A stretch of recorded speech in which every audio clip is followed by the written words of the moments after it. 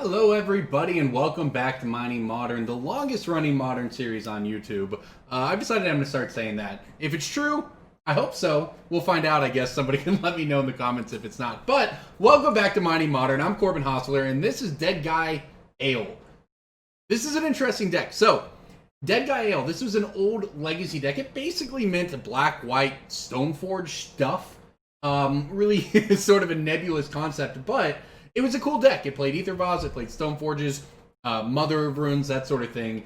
Mixed the Disruption, plus the strong early creatures and so on. So here we have a modern version of the deck that I recently saw do well in a week. So I even included, this is the throwback card. This was not in the deck. This is what I put in here. But the Serra Avenger that I can't get to pull up here, but you can't cast this spell during your first, second, or third turns of the game. It's a Flying Vigilance 3/3 for 2 mana.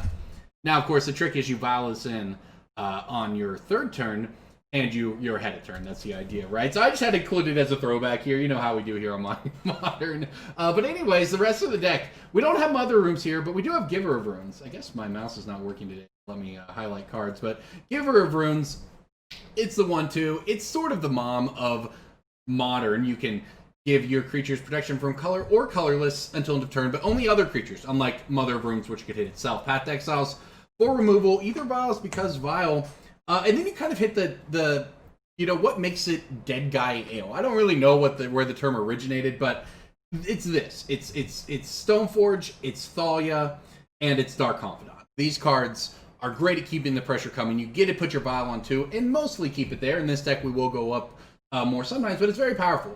On top of that, you get sort of this Eldrazi and Taxes package in Modern that's had success in the past. Your Thought-Knot Seers, your Leonin Arbiters, your Flickerwisps to bounce them, your Displacers to blink them and put someone in a Thought-Knot. Like, we've even got the other Thalia here that can make creatures and non-basic lands your opponents control on your battlefield tapped.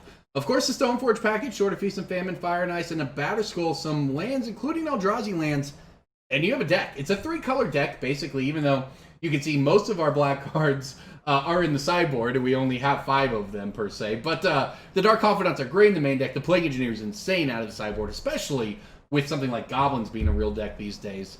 But that is the deck, everybody. It's Deadguy Ale in Modern. We got a pretty straightforward sideboard here. Some Eidolon of Rhetoric for Storm. We've got some Containment Priest in here. That's a new one from M21. Purges, Rest in Pieces, Anti-Red, Anti-Graveyard. Basically what you'd expect. White's one of the best sideboard colors in the format. And we're going to take use of those cards here. So there you go, everybody.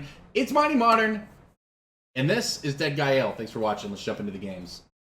Deadguy Ale time. We have mulligan once, but I think this one looks like a keeper to me. We're on the play even. This looks like a pretty good hand. I am in. I can even throw back a Thalia base. Probably don't need the second one here. Look at this curve. Mother of Runes into Mother of Runes, I wish. Giver of Runes into Thalia, into Displacer. A rune, I guess, is a rune of... I'm going to take a shot in the dark here. I don't play D&D, but a rune of protection, perhaps? I have no idea if I referenced something super common in D&D, or I just made something up. I think runes of protection... I don't know, it's a mechanic in some game I've played. Dota or something back in the day. Alright, Lightning Bolt taking down the Giver of Runes. Fair enough. However, we're going to curve that directly... Oh, again, we have options. Now that I think about it, actually. That Serra Avenger's not getting cast anytime soon unless we were to Ghost Quarter ourselves. But I can actually play an Eldrazi Displacer here. Get the beatdown. Is that better than playing a Thalia on curve? I mean, probably not. Let's play Thalia. Mountain Lightning Bolt. Our opponent's probably playing Burn, right? Safe to say. Burn or Blitz or whatever you call the red decks these days. And I guess the bad news for a card like Thalia, which would be pretty good against this deck, is they now have access to Lava Dart,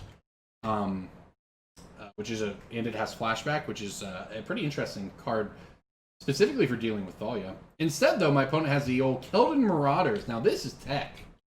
When it enters play, or leaves play, deals 1 damage to target creature or player, and you get 1 hit in with it because it's a 3/3, it can represent 5 points of damage for 2 mana. That's why this has been a card in red decks for a very long time going back. It has been basically outpaced by stuff like, say, Monastery Swiftspear, the other prowess creature, Soulscar Mage, the 2-mana prowess creatures, that sort of thing. It's not really a card in burn decks anymore, but once upon a time this was very powerful, and honestly it might kind of get us here. Do I play the Confidant, or do I play the Displacer? That is the question. The answer is probably... The question is whether or not we hope to ever actually draw cards with this Confidant. I'm kind of interested in just chump blocking with it. That essentially means you traded 1-for-1 with the Marauders, you just took 2 damage from it. The problem is that doesn't advance our board at all. So the question becomes, do I want to take a hit from the Keldon Marauders? Full on greed here, and I might give it a shot. I won't lie. I'm greedy. Take a hit. Whatever. We're down to 12 from this thing, and my opponent will have a billion cards in hand. We'll see what happens.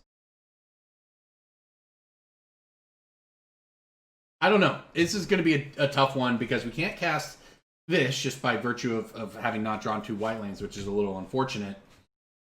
This is... And we drew, the one we did draw was a pain land. Now, I guess we're going to take this damage, though. Alright. You did it. It's pretty hard. It's a lot easier these days to present a 3/3 to actually trade with this card. And it has a situation like this. Well, this might work out fine for my opponent. But we have the option. You know, there'll be opportunities where you can take the 3 damage without it really mattering. Lightning Bolt takes down our Displacer here, but Thalia's still doing some work. Now I think I kind of have to play the Dark Confidant. Hope to run some lands off the top with it. But that's where we're at. I mean, it's Confidant plus Vial this turn, and then hope that we draw answers to what our opponent's doing. I mean, just trying to burn us down here, but they've been forced to throw a couple burn spells at our creatures, which can be pretty big against a burn deck. So they kind of got a freebie there with the Marauders, but see what we can do here. We hit a couple lucky ones with this Confidant. We'll be in good shape. Oh crud, I can't do that. I mean, the Vial is kind of relevant for getting the Avenger in play, but I think neither the Vial nor the Avenger are going to be what this game comes down to. We'll just go on from here. We need to hit some lands off the Confidant.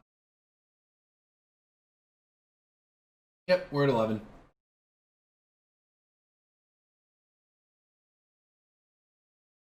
Opponent found their 3rd land. I guess that's good. I mean, we basically have to work through. We're not killing them particularly quickly here. We just have to try to get through these burn spells. Unfortunately, Lava Spike to the face doesn't look great for that. Wow, a Spark Elemental? What year is it? They're going to get us too. That's the sad part. I mean, I could block all of 1 point of damage by blocking this trample thing. So instead, I guess I'll just take the 3 and go to 5. We're pretty dead, I think.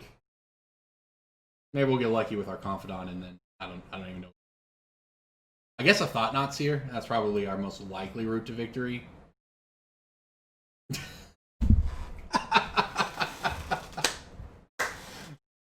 I called it, right? I called it. We need a land, and we need a Thought-Knot Seer. I just needed them reversed. That's all. So that I didn't take 4. What we needed. Unlucky. To be quite honest. Alright, let's take a look at the hand and see how bad it is for us.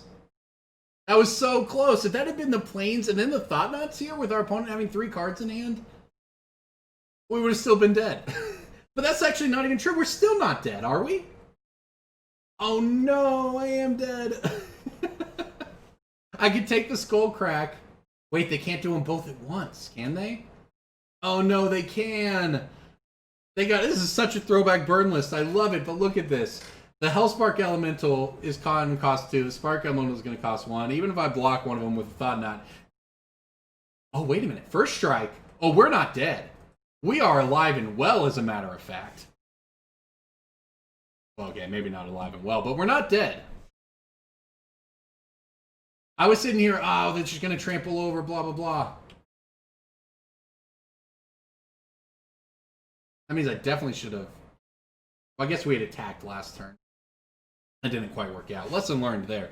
For game 2 and 3, keep the Thalia back, because our opponent's playing all these X1s with haste. Keep the first striker available, I think. And here it comes. So, tell you what, we're in the game somehow. I don't know how long that's going to last, but for the moment, we're in this game. My opponent's bringing these in. I mean, they don't really have another play, but this isn't going to do much. The first strike of Thalia coming up huge here. They have no cards in hand, and now they have no creatures. The Hellspark Elemental has Unearth for 2 mana to get it back. So our Thought-Knot Seer is going to have to stay back on defense. Also, we could die to this. Land? It's a land! It's a land, baby! Oh, I still can't cast this. Actually, I can. Let me figure this out. This is going to get kind of jank, but this is what we're going to do here. Alright, we're going to add some mana to our pool. I'm going to use this mana to cast the Aether Vial. Because why not? Now I'm going to Ghost Quarter my own land so that its controller may search your library for a basic lands card. You know what? That's me. I'll take this Plains. It comes in play untapped, and now all of a sudden we have our 2 white mana to play out the Serra Avenger and get in there for 8. You know what? That's 2 turns. That's just 2 turns. I think the line here is to swing with everything. I think the only... Well, I could keep the Confidant back. My opponent just won't attack, though, right? If I keep... We're dead to a burn spell, which means we're dead to a removal spell. Removal's burn. We're just dead to that. So, the question is, what do we play around? We can't beat a Kill to Marauders. I can beat a Hellspark Unearth just by blocking with the Avenger, or keeping the Thalia back. The issue with both of those things, with all of those things, is that we need to swing for 8 damage here because, or find a way to get our, really we just need to swing for 8. I think the line, swing for 8, put them at 8. Hope that they draw a land for their turn. Hope that we get to trade the Serra Avenger with the Hellspark Elemental. Hope that we get there on another land on the Dark Confidant and swing for 8 again and win. I don't think that keeping the Confidant back works because then we don't get in for lethal. We still have to block with the Serra Avenger because this thing has trample. That, or we keep this back because it has first strike, but then we're either keeping this back too to hope to block, blah, blah, blah, and then we're still just going to die to our Dark Confidant at that point. So I think the only line is to just get in there. Very close. I did not expect to even be in this game. I like our sideboard option here. We have access to Kor Firewalker, which is an absolute house against a deck like this. But let's see what happens here. This is where my opponent just draws a burn spell and, you know, makes all of this planning and come back for naught. But you know what? That was a land. And they scooped? What? Do we know? All right, YouTube.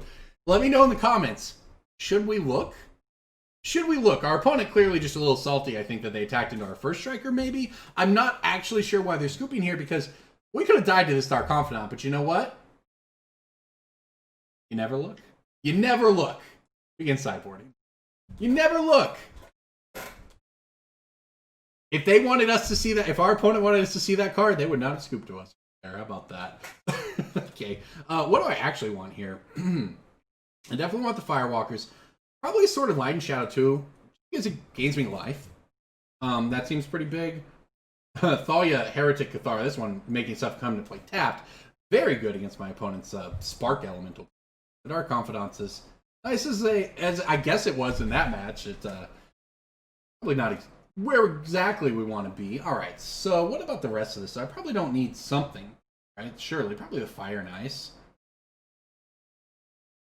The Feast and maybe it's the Feast and Famine. And then do I want stuff like Eidolon of Rhetoric, Celestial Purge, probably the Purges.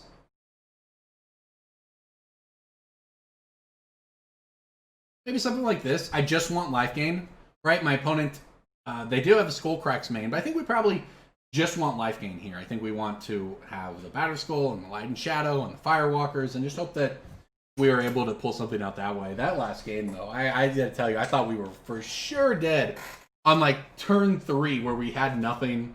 I'm keeping this hand. It was like turn 3. We had nothing. Our opponent just dealt us a ton of damage. run this Dark Confidant out there and cross your fingers, and somehow it worked out. I'm glad I worked through that. Honestly, I almost scooped. Almost scooped when we Thought-Knotted them and saw what was up. Glad I did not. Less glad I'm taking the damage from the Spark Elemental here. You know, cards like this are interesting because it's essentially a Lava Spike, right? That's the idea. And then Hellspark Elemental is a double Lava Spike. The downside is that these things can be blocked.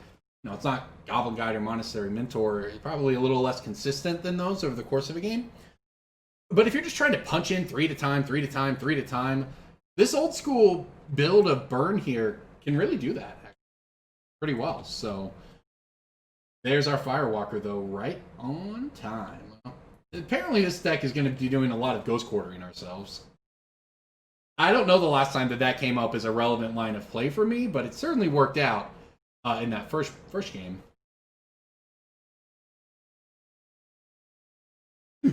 Truly throwback. I love it. Magma Jet. Deal 2 damage to any target, scry 2 for 2 mana. So, as far as your burn spell goes, it's quite a bit below rate. But the scry 2, our opponent put 1 on top, 1 on bottom. That's how you find more gas. This is what is it? It's just 2017 Burn over here. And you know, the thing is, while Burn has moved on sort of from this build, as you can see, it's not quite as consistent maybe, but it's not as explosive, I suppose, is maybe the better way to put it. But it sure does do the job of pointing some burn in your face and keeping the gas coming.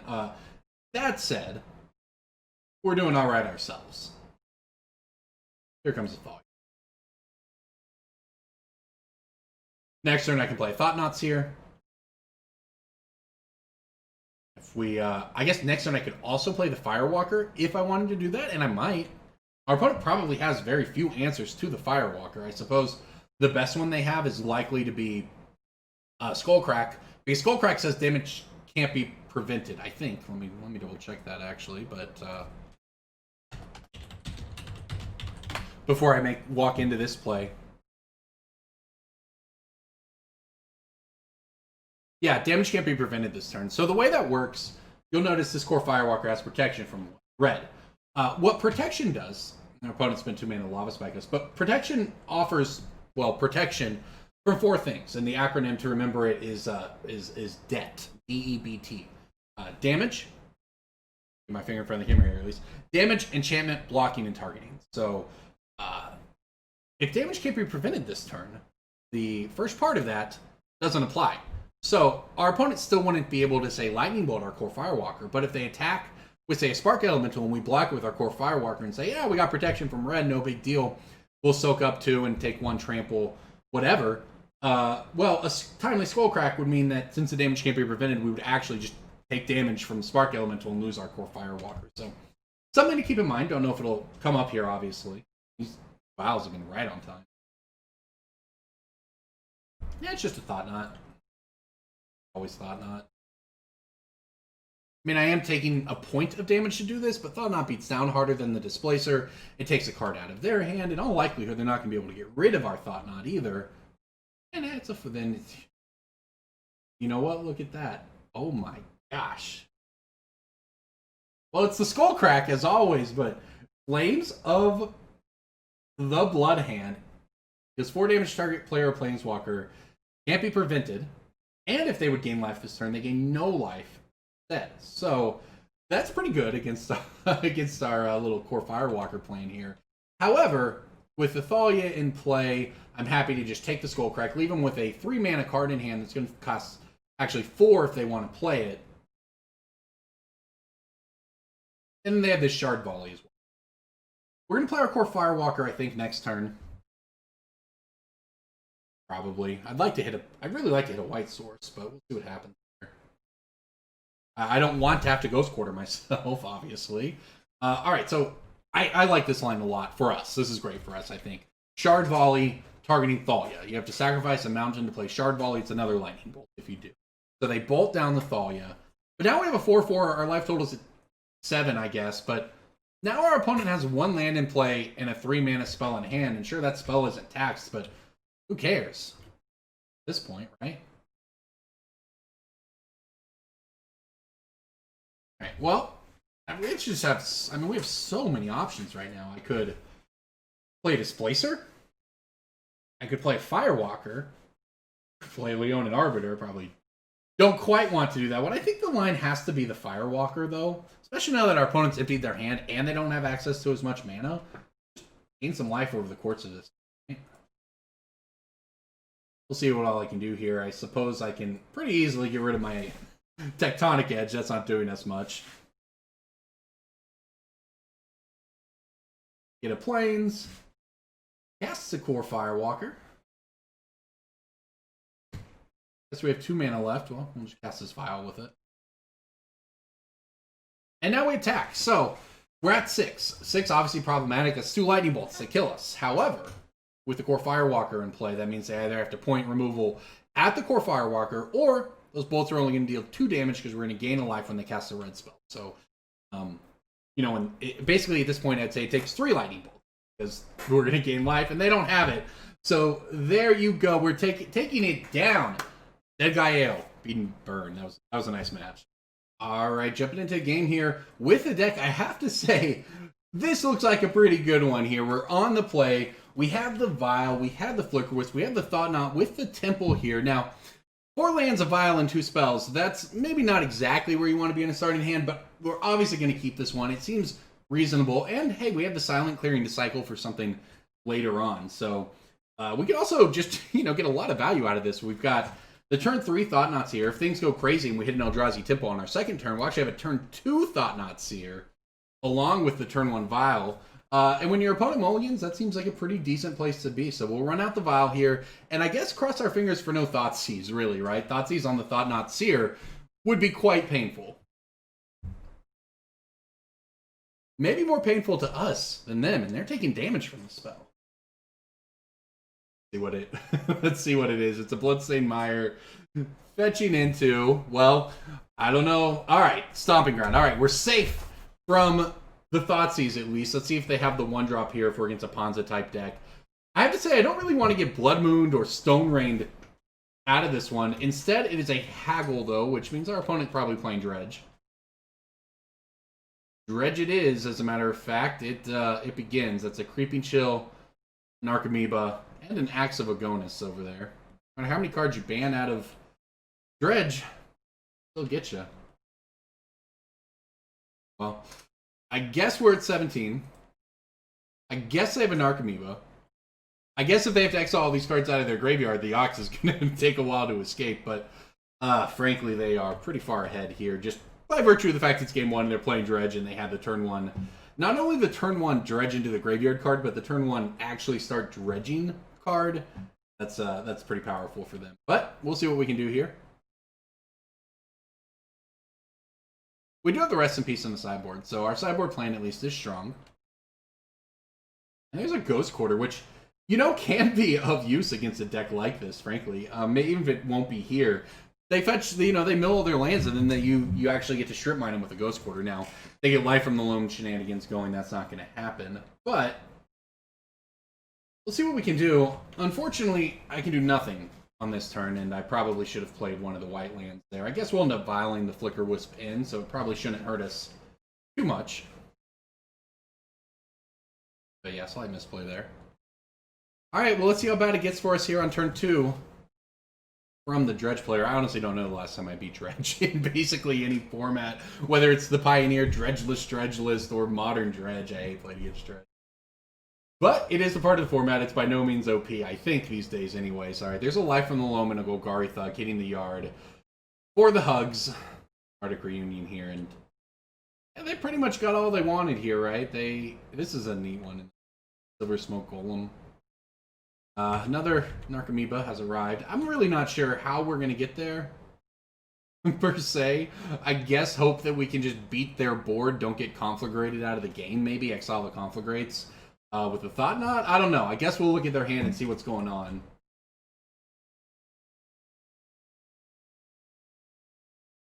Only one Amalgam, though, so it could be a lot worse there, honestly.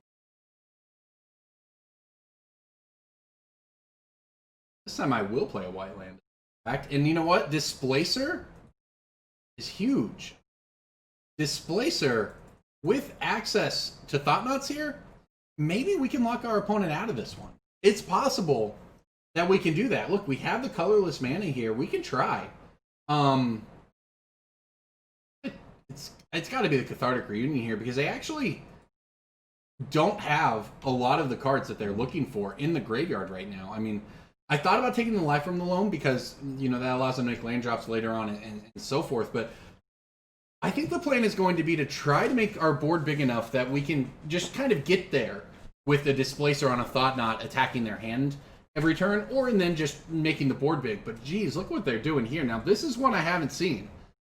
Black and white for the Smiting Helix. You can flash it back from your graveyard. So Dredge just full-on burn these days, I guess. They have, if they're playing 4 of these, they have access to 24 points of burn in the deck that they can use while milling. They never have to draw one of those cards to deal 24 points of damage. I don't know. That's something. I had not seen Smiting Helix in Dredge before, and who knows, maybe it's been a minute and it's just normal now, but yeah, that's a lot of damage we're going to take. All right, here comes the Ox. That'll bring back the Amalgams. When it enters the battlefield, discard your hand, draw 3. So they're going to get through everything here. I guess the question is if somehow our Displacer can go the distance. The Displacer plus the Flickerwisp plus the Thought-Knot. If somehow we can go the distance here. I'm not particularly confident, I'll say that, but we'll see what happens. Kind of expect to lose game 1 against Dredge. Conflagrate. So, the thing is, I think we can beat the whole line of Life from the Loam and everything into their hands and then trying to conflagrate us out of the game. But maybe not. I say that we're at 10. It's actually pretty low, and we're going to get hit here, too, for 2 in the air. So they're going to... I don't know if we're going to be able to keep them from conflagrating us out of the game with the Thought-Knot here, especially as a couple more Amalgams hit play. Blood Gas, yeah, we're just going to get overrun here, almost what I do. So, all right, on to the next one. We're going to need the sideboard cards to get there. Fine, though. This exiles things. This exiles things. This really exiles things. I mean, what do you say? You think our sideboard has some promise here? We just boarded in 7 cards that I believe are all quite good against the deck. What don't I want? Question. Probably don't need all the balls. The Displacer. We're going to have to cut a lot, honestly. I think we need the Fire and Ice in the main deck. Let's see here. What about the rest of this stuff? Huh? Another giver, I suppose. I don't know. I like most of our deck here. Maybe it's a Thalia. Maybe not. Thalia seems pretty good. Maybe it's a Flickerwisp and like this Thalia. This one doesn't do quite as much here. Alright, we'll give this a shot, see what happens. I would like to play first. I'd like to see some sideboard cards, please. And you know what? No sideboard cards here.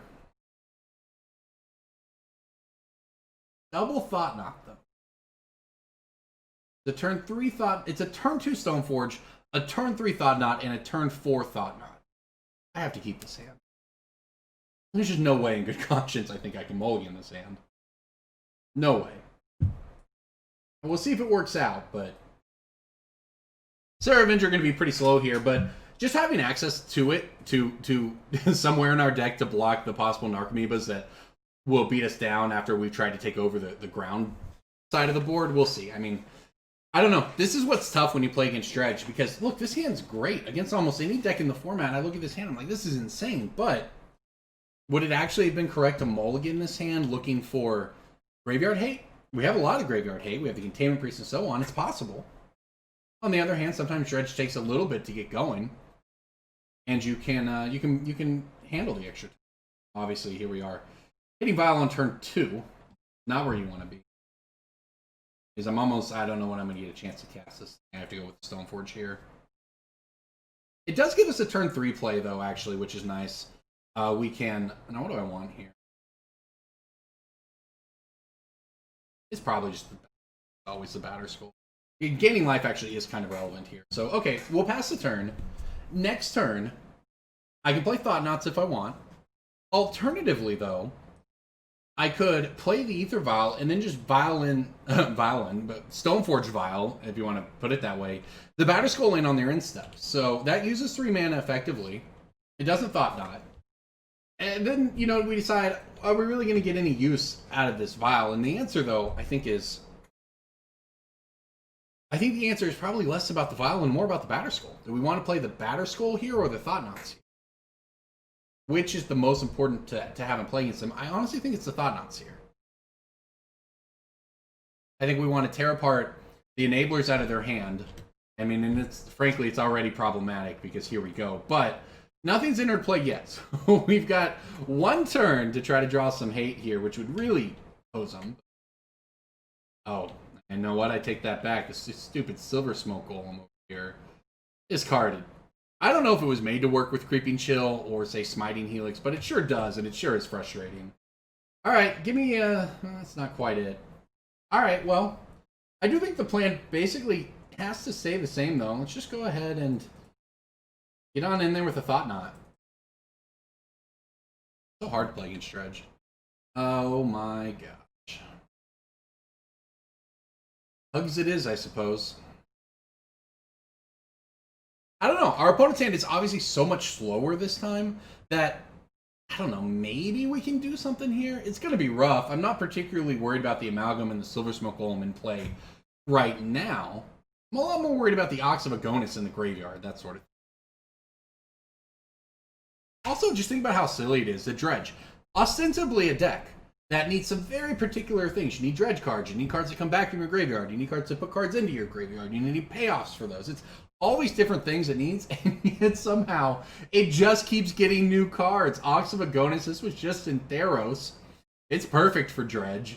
Silver Smoke Golem, this was almost certainly not meant to be a modern playable card, if I were to guess, I suppose, anyways. It's just a neat design, but here it is. It just happens to combo perfectly with Creeping Chill and slide right on into Dredge because it comes back and returns the Amalgams, albeit a little more slowly. Alright, well, here comes the Ox.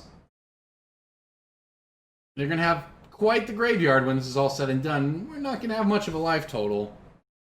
And maybe this is a lesson for the future. Is this Dredge maybe at a point again in Modern where you just have to sideboard. You just have to dig for sideboard cards. I kept a great hand thinking, we have a few turns, maybe we'll hit a sideboard card. But if not, is this good enough? How do you turn down turn 2 Stoneforge, turn 3 Thought-Knot, turn 4 Thought-Knot against, a combo deck, right?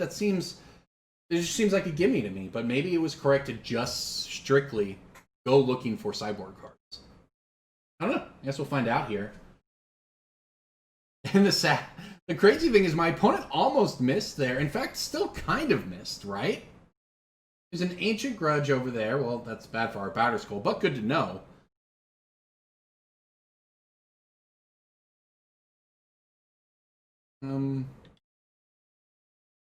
Yes, we kill this because it can sack to draw a card, which can start the whole engine up again.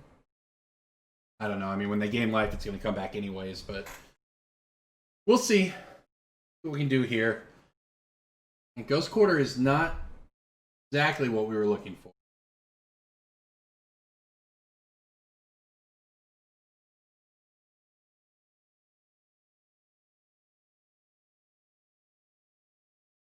Guess I play another Thought-Knot, right? I don't know. I mean, we want to put the Batterskull into play, but now we know they have access to this Ancient Grudge, so we actually want to wait until we have, I guess, it's the 3 mana to pick it back up. It's probably where we're at on this. Let's Thought-Knot and see what the hand looks like, though. Thug, Stinkweed, Loam. All right, well, you have a Stinkweed and a Thug, and I'll take the life from the Loam, and I guess we'll go from here. I'm pretty much priced into blocks, unfortunately. I don't know what to do. I don't know what the right line is going to be here. Next turn, it costs of 2 life, I guess we could play the Serra Avenger. Usually not a big deal, but when Dredge is overwhelming you with 1/1s and 3/1s, what are you going to do, I guess?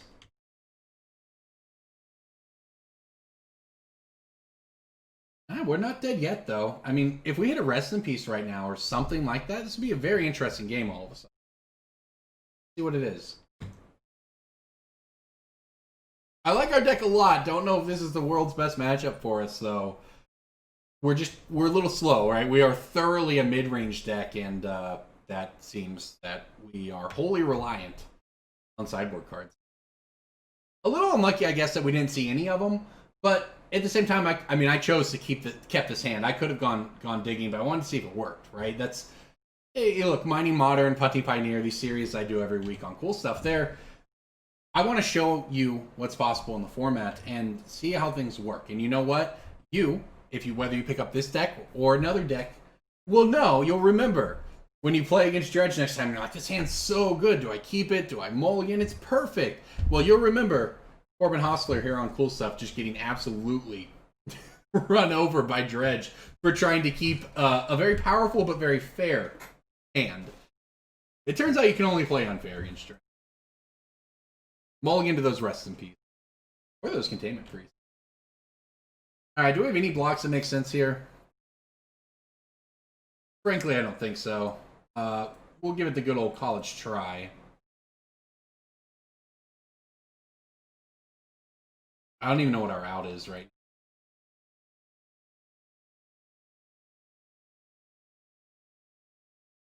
This leaves me taking 8. Go to 2? I think that we're dead. I think we're dead no matter how you cut it here. And I don't think that Snow-Covered Plains are actually one. It's not going to get it done. Alright, GG's, Dredge. Lesson learned. We will mulligan to the sideboard cards next time. More Deadguy Ale, and I have to say, this one looks like a keep. But before we get into how great this hand is, as I'll just go ahead and just play this out here, there's something you all should know. You all should know that I just played against the coolest, sweetest blue-red deck, and I lost to my own preview card, Fevered Visions from Shadows over Innistrad. That's what my opponent ultimately finished me off with. And I'm telling you all of this because you're not watching this match against an incredible Mining Modern type brew for my opponent versus my own Mining Modern deck. Because I went through the entire match. I talked to the entire match. I talked to this camera through the entire match. I got to the end, and I wasn't recording. Facepalm. I learned my lesson once podcasting with that. I haven't quite learned my lesson for these videos, I suppose. But to all aspiring content creators out there, make sure you're recording first. That's alright, we lost anyways. It was a great match though. I lost in 3. I was lost to this crazy sequence at the end of the game. It was pretty cool, but maybe next time. In the meantime, though, look at this. Oh, I probably should have played my Stoneforge there. I wasn't paying that much attention. I was retelling the story, but look at this. Giver of Runes into Thalia, into Stoneforge Confidants. We got Leonin Arbiters. This is a hand right here. This is a Deadguy Ale hand if I've ever seen one. Meanwhile, I don't know what Black Cleave Cliff's Aether Vial means. I do. My opponent's on Goblins.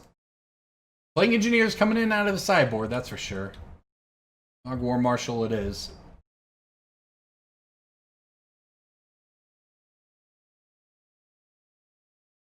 Probably want the Sword of Fire Nice here.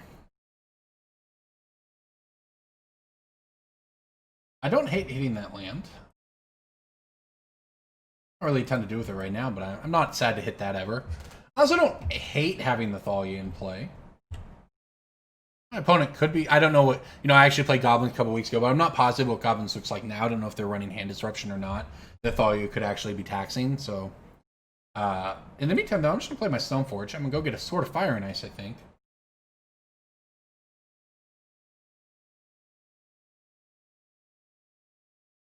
I think that the Sword of Fire and Ice is better here than the Batterskull, the Sword of Feast and Famine, because it gives us protection from their deck, for one, from all these red tokens, from chump blocking.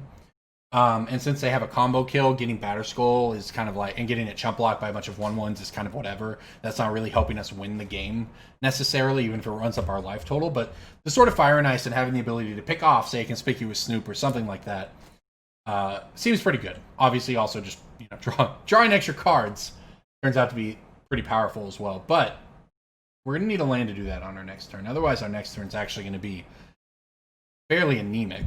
We're going to just be vialing this in the end step of their turn. But if we had a land, everything looks a lot better. There's the Chieftain.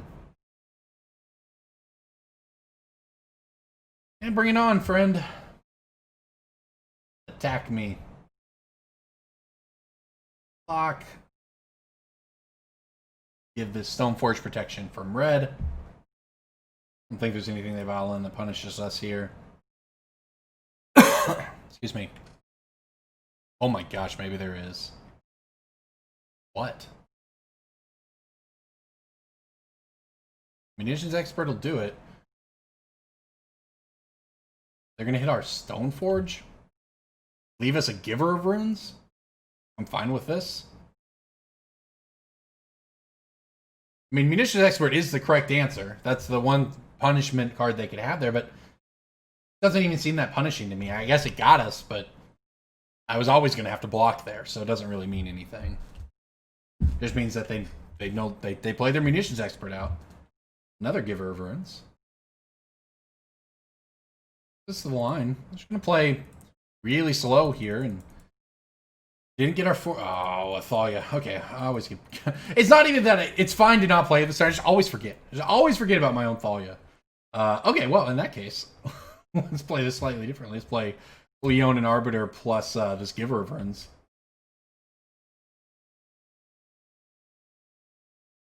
I suppose just pass the turn.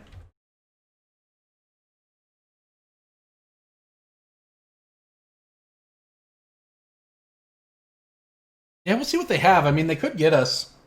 This seems like a pretty decent hand from them. War Marshal and the Chieftain, Munitions Expert with the Vial. Meanwhile, we drew, sort of the hate side. We drew like if our opponent was playing non-creature spells and searching their deck, well, then our cards are great. If our opponent's just playing goblins and turning them sideways, the hand we drew doesn't quite line up as well. And there's the War Chief. So I got the War Chief. They got the Chieftain. Goblinsing pretty hard right now. Oh, and there's the Hasty Krinko. And I'm playing Historic here. I was never going to beat this. All right, GG. We were never going to beat that hand. We just weren't. Plague Engineer, though, that one goes a long way. I'll tell you that much. It was that. Maybe even these.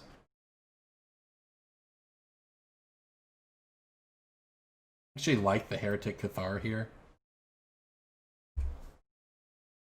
The Arbiters are bad. The Arbiters are pretty bad. I'm going to keep a couple, but they are not good. The Confidants are actually pretty medium here.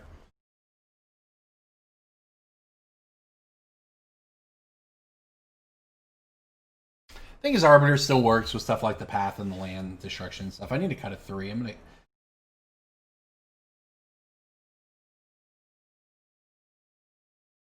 I'm sorry, this is hard. I'm actually going to cut the Feast and Famine, I think. I just don't see us basically ever connecting with a Feast and Famine. Protection from green and black. Not exactly great against a swarm of red token chump blockers.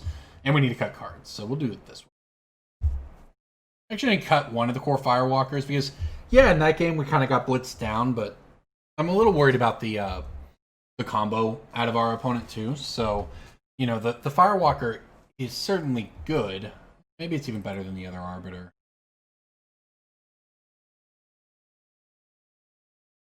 I guess we'll give it a shot this way. I don't actually know which version it took there. I would like to play first. I'd like to ship this hand. That's a keep, though. That's a Plague Engineer. That's what we're looking for. Keep. Throw back the Displacer. It seems like the least relevant of the options here. Our opponent's on 7. Let's begin. Gonna need to find a third mana for the Plague Engineer, but the card is just so silly. I remember I played that Goblin deck a few weeks ago, although I think maybe we played a more combo-esque version that actually didn't have as many Chieftains to pump up the team. So that could be a problem, but we'll see. We're going to have a Giver of Runes at least, and a Stoneforge.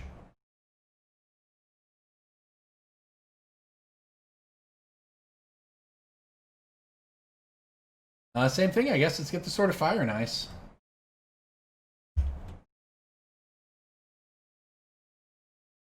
I mean, last game we got... They took out our Stoneforge. We weren't able to volley anything in, but I don't think we had the mana last game to ever... I don't think that mattered. I don't think we were ever going to beat a Haste Goblin plus Krinko, or just Krinko, because it's not like we were killing them anytime soon. It really is just historic Goblins up in here. There's a Crater Maker to destroy that Sword of Fire and Ice. So, another target creature you control. So, destroying target colorless non-land permanent, that won't work. But, I mean, we have some options. Unfortunately, we did not find a land.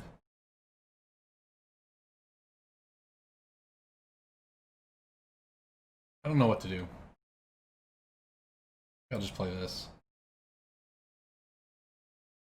Our opponent didn't kill our Stoneforge, which leads me to believe they think the Crater Maker is the answer to Stoneforge, so we can do 2 mana for this thing later. Let's just get a Thalia in play so we can hopefully start attacking. It's crazy. I mean, I feel like our hand is good against their deck, but if we're too slow, you know, if we miss another land drop here and for another turn and they're able to get Lords out there to make everything bigger, well, then our Plague Engineer starts to look pretty bad. Now, the path will help if they're giving a bunch of things +1/+1. Then we can do something about it by getting rid of the Lord and then using the Plague Engineer to get rid of them. But instead, our opponent wants to Giver of Runes down. Take our Giver of Runes down with a Munitions Expert. So just whatever, give this thing protection. From red, there's our chump block. All right, Giver of Runes hidden in the graveyard. Seems reasonable. It's where we just hit land, please. Hit land for the punish. Land? Not a land.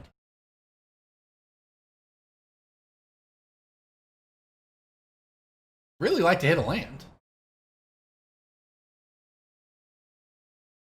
Well, I guess we'll pass the turn back. We've got removal. We have the Plague Engineer.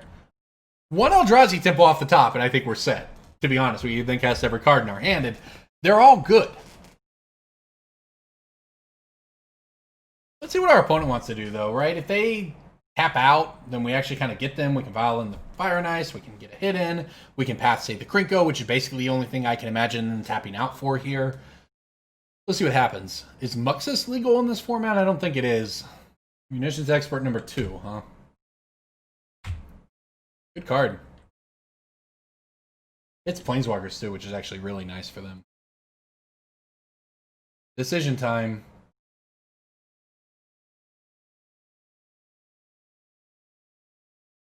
Run the Sword of Fire and Ice out, or path our own Stoneforge.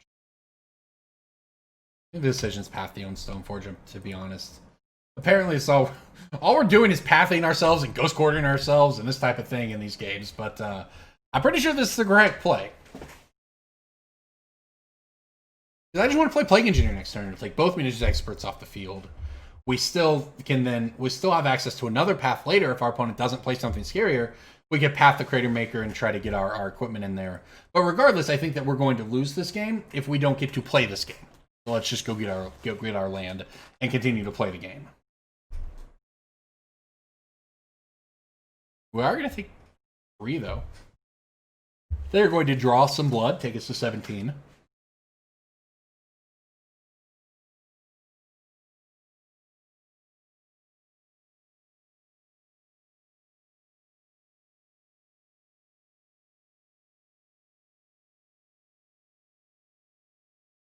All right, well, let's see if they've just passed the turn back or if they've got a follow-up. Looks like they might have a follow-up. They're going to fetch here. And shock. Deal yourself all the damage. All right, look at that. Winning the race again. All right, 2 mana. Is it a Snoop? The Conspicuous Snoop. From M21, new card here. It's a good one. Play goblins off the top of your deck. It has the activated abilities of all goblins on top of your deck. It creates quite the combo. You can go, if you're interested in seeing black-red combo goblins. I played it a couple weeks ago, taking advantage of this. And Boggart Harbinger, I believe, is the card. And then Kiki Jiki, that's the combo. So let's see what we can do. And we can draw useless cards, I guess. All right, well, fair enough. Let's go ahead and play that Plague Engineer, though.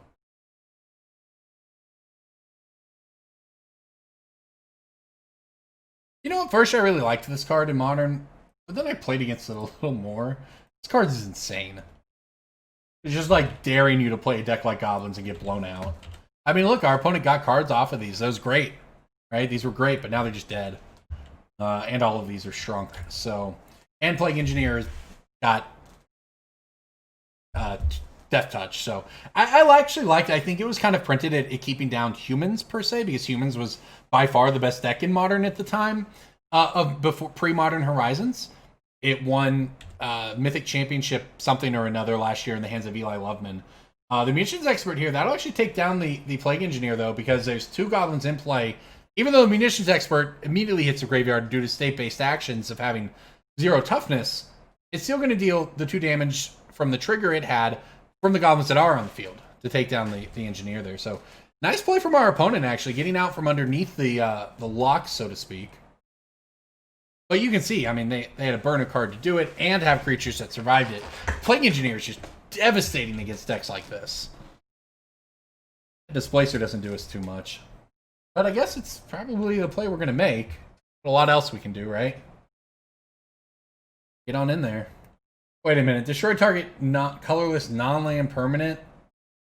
That means our opponent can hit our Displacer. Now I'm annoyed. As Devoid. The white card, but is somehow a colorless card at the same time.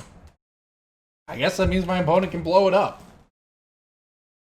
Honestly, though, it's probably fine if they do. A little bit of a break here. Our opponent not hitting any more goblins on top. I mean, whatever. I guess if they do, we play out our sword. It means they can't hit our Thought-Knot.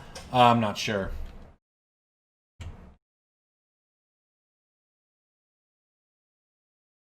They're going to fetch, so I mean, we got him down to 10. This is a weird little race the two we're playing here, but we gotta. There's not a goblin on top after the fetch either. There's, however, another fetch land, so we're actually going to take out our Thalia, huh? Wonder if they forgot about Devoid. I forget about it all the time. The fetch land next turn means they'll get 2 more looks. What the heck? Warren Weirding. Target player sacrifices a creature. If a goblin sacrifices that way, they get 2 1/1 goblin rogues with haste. In this case, it's just an edict, and our Displacer is gone, and our whole board is dead. However, I mean, that's okay. We have a replacement Thalia here. Now our Sword of Fire and Ice has been unleashed. Just give me I just want 2 lands. I just want to draw lands. That's not a land. However, it's pretty good here.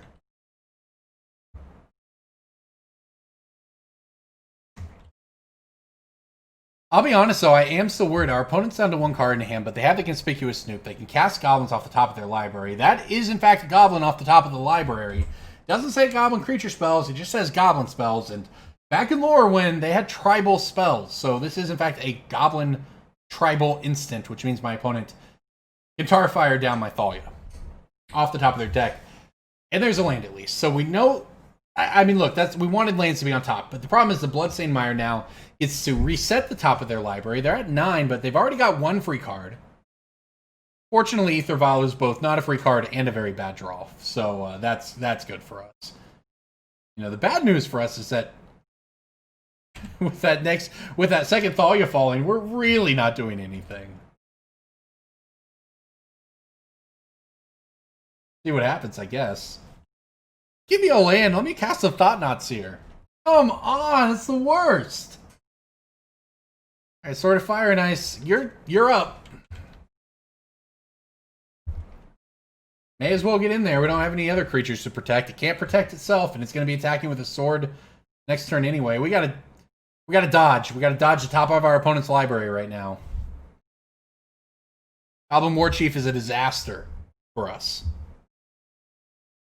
Drawing a 5-drop when we're struggling to hit lands is problematic. My opponent going War Chief into Matron off the top of their deck, that's a disaster. A catastrophe, you might say. A calamity. Actually, that's a standard deck, isn't it? Whatever the enchantment is that deals damage based on your small creatures attacking. So now all their creatures have haste thanks to the War Chief. Now Matron gets to go search for something. They got a Krinko, Mob Boss. They cannot play that quite yet. However, I don't know how we're supposed to win anymore. I guess it's hit land. Thought-Knot that out of their hand. Hope that my opponent whiffs. Oh, it doesn't even work. It doesn't cost 4. Goblin War Chief makes it cost 1 less. No! Yeah, we're dead. GG's. We're just actually dead. Look, you thought that I meant, oh, we'll fall behind. No, I actually meant that Conspicuous Snoop kills you. Look at that. It's 1, 2, 3, 4, 5. That's like 9 damage. GG's. I love the Goblins of the deck in Modern, though. I can't lie. We got trounced here, but look at this. My opponent played Krinko. Is a commander. And they killed us with it. In Modern. I accept. Great games. Great matches. Good mining Modern.